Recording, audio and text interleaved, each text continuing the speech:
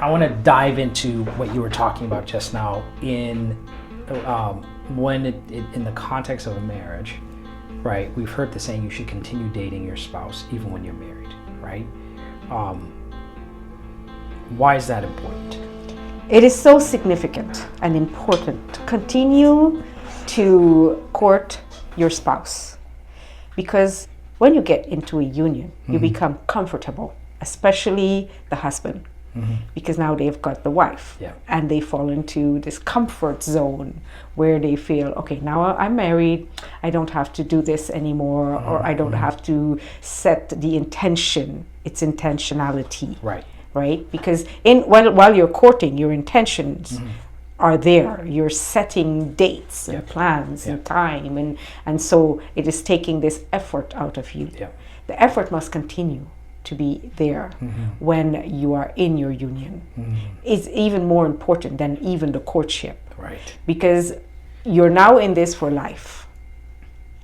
And lacking to court each other is going to cause a breakdown of that emotional connection, that not necessarily sexual, but that emotional vulnerability between the two, where they have spent time sharing each other, sharing their thoughts, sharing their vision, sharing the purpose. All of this must continue throughout the union. So courting each other, at least say once a week you go on a date.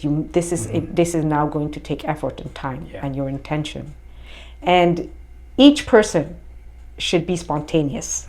Spontaneousness within a union, going to keep the spark alive. Right? This is what keeps the marriage from becoming stagnant and boring. And when a man says, well, I'm bored of her now, or the woman says, well, he's become lazy, he's boring, this is what's keeping the spark together, is that spontaneous surprise for each other, sense of humor.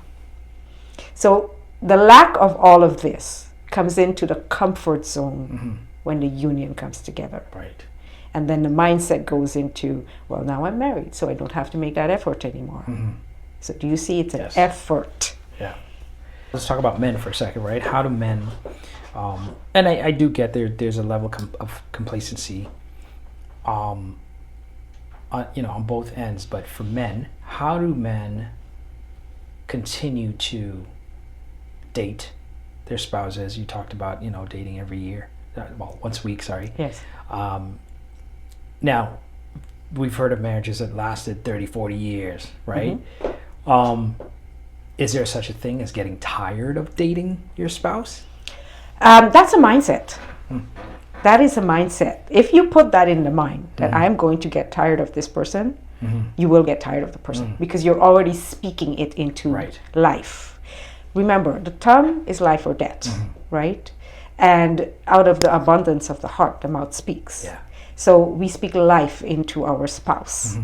So you can never get tired of dating your spouse, of courting your spouse. And courting does not mean you have to go to fancy restaurants or you have to create this amazing ambiance at all times.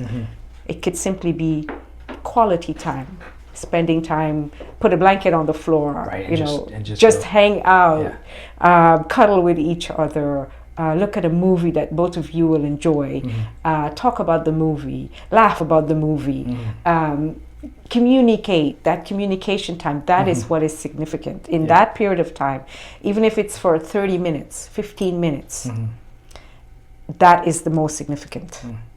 And you're communing at the same time. That is what keeps the foundation solid, is sharing that time together.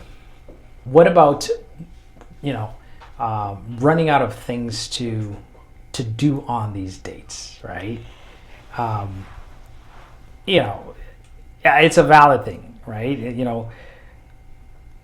Movies every week is not going to cut it. No. Dinner every week is not going to cut it, right? It's like.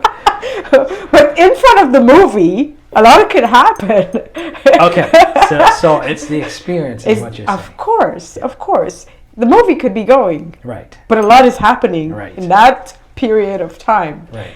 How about, so someone has 30 minutes for lunch, okay? they can spend 15 of that with their spouse, either on the phone, on a FaceTime, or if they're close enough to come home, cuddle, have a little connection there in that 15 minutes. Oh my God. Absolutely. Some men don't want to cuddle. What's a cuddle? Okay, fine, I'll cuddle. But Okay, when you're courting, when you're beginning to court, are you not eager to touch that person? Are you not eager to hug that person? Yes. All right. Yes, I guess I was thinking how cuddling during lunch at work, but I know what you mean. Okay, let's speak this. Let's be frank. Okay, I know what you mean. Let's have a clear talk. Yes. Okay. Yes. Sex. Sex. Not only having sex, but intimate sex. Yes.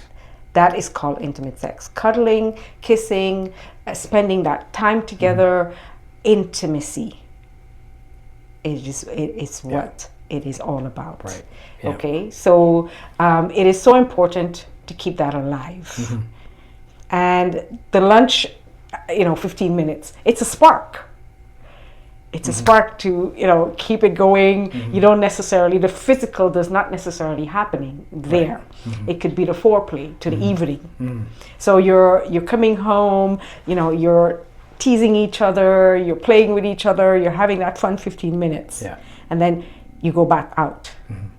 But the mind is waiting for what's going to happen later. Yeah. And that's what is keeping the spark alive. Okay. That makes sense. But it takes two, right? It cannot be one person feeding this. Yeah. If one is working at this and the other is taking, eventually it's going to become draining because it's only one person giving and the other is taking. It has to be partnership. Yeah. It has to be the two coming together and saying, listen, we're going to keep this alive. Even coming home and dancing with each other. You're dancing. It does not have to be always sexual.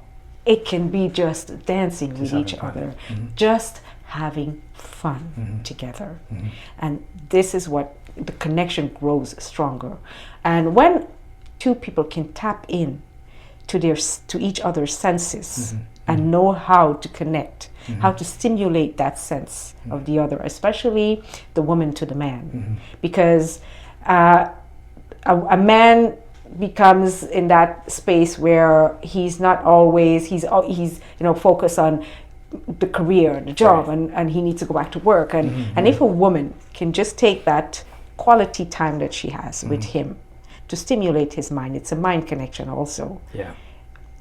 She's got him in that space of, what, I need this because this is what keeps me balanced to go back out there to conquer it. Bring him to a calm space at all times. If she can do this and keep him calm and peaceful, he'd want to come home all the time. Believe me, he'd want to be home all the time because the world is chaotic, right?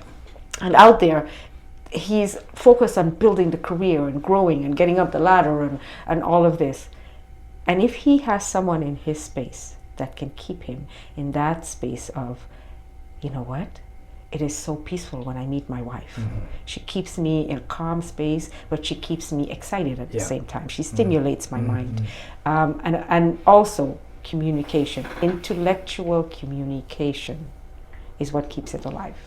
Intellectual communication. Yes. Interesting. Tell me a little bit. When you say intellectual, you mean like smart conversations or... You can communicate. Okay, intellectual communication is about, for example, what is going on in the world today.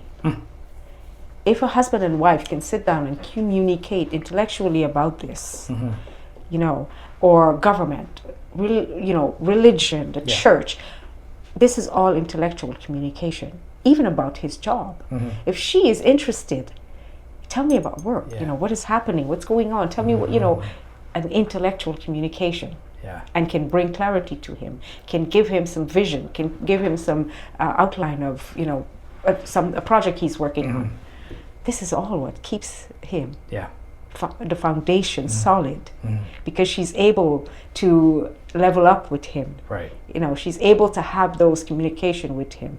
So for example, you have a doctor, and you have I don't know, someone that works as a cashier, and the two are coming together. They could never speak about work. Think about it. They could never have that intellectual communication, because he's a doctor. He'd be talking about doctor things, and she'll be talking about, well, you know, I short the cash, maybe $10, or this happened at the cash, or that, or this person was not nice to me, and he's there thinking, oh, I've saved 5 patients today, and I would like to talk about this, and so there is where that would lack. So when two people can come together and actually share their careers with each other and have that intellectual communication, they can enlighten each other. They stimulate the mind for growth. They can stimulate each other to grow with each other. And that is what a divine union is when you come into alignment, that you actually can stimulate each other. You help each other to grow, because you're reflecting to each other. You become a mirror to each other. Okay, so you know what? I need to fix this, or I need to change that, or I can grow here. And it takes a balanced woman to do so. It takes a woman that is able to balance him, to keep him there, and to drive him in such an intellectual way that she's not pushing him, but she empowers him. She speaks life into him, but he speaks life back into her. Absolutely. Yeah. Absolutely. Yeah. Okay.